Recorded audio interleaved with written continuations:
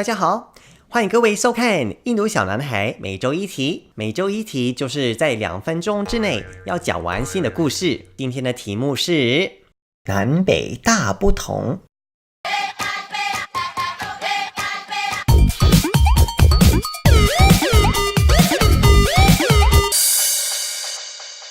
如果你是从南方来的话，你就知道你去北方有多辛苦啊，跟北方人讲话。我第一次去北京的时候，也是我第一次去中国，我就要带团了，我还要做导游。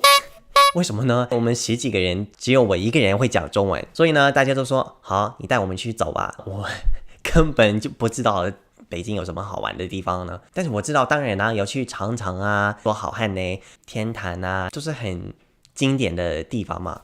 Anyways， 我们要去长城呢，我们要坐一个巴士，这个巴士的号码是919，OK， 那我们要找这个巴士站，所以我在网上找到了这个地方，我知道就是在这一区嘛。那我们到了那个地方，就问一些路人呢，说请问919号的巴士站在哪里呢？然后他们就不知道，他说什么呀？他们就说我们要坐919去长城的巴士，然后他说什么呀？哎呀，应该是这里附近的，去问警察。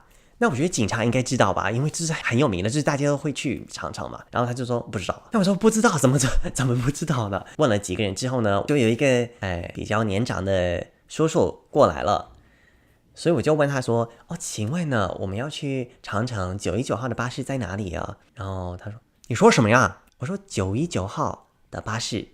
他说什么呀？就是要去长城的919号的巴士。他说我不知道啊。我说应该是这里附近呢。然后他说你说的是919号是不是啊？那我就说对，就是919号。就在那儿呢。原来呢，北方人就听不懂919，要说919。我觉得如果你在台湾的话，那你就说919，就大家应该知道，就是大部分的人会说你就是说919的意思。但是在北方呢，他们居然就不知道1跟1，其实有地方都是说1的。虽然就是比如说你在银行里面他们会说1什么的，在南方，但是大部分的人呢，他们还是会说1，就是919号，他们不会说919啊。Anyway， 所以我就发现这南北差异是很大的。其实大家不要误会了，我之前学过北京腔，学简体字。我去台湾之后呢，他们就说你是北京人吗？然后住了1年半之后呢，他们说你变了台湾人。去大陆呢，第一个反应是哇，你讲我好娘要怎么说呢？所以如果你去北方的话，你要小心，不要说919号的巴士在哪，要说秦味儿，不是秦味儿。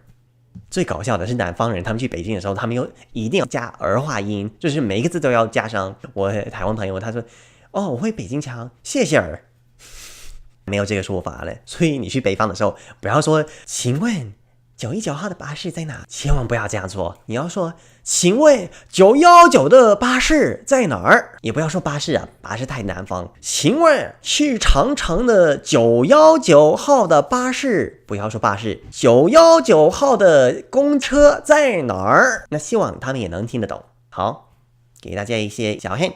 谢谢大家收看印度小男孩每周一题，希望你们都喜欢这个星期的故事。然后希望大家都可以 subscribe 订阅，然后留言，然后 like， 谢谢大家，谢谢大家，好，拜拜。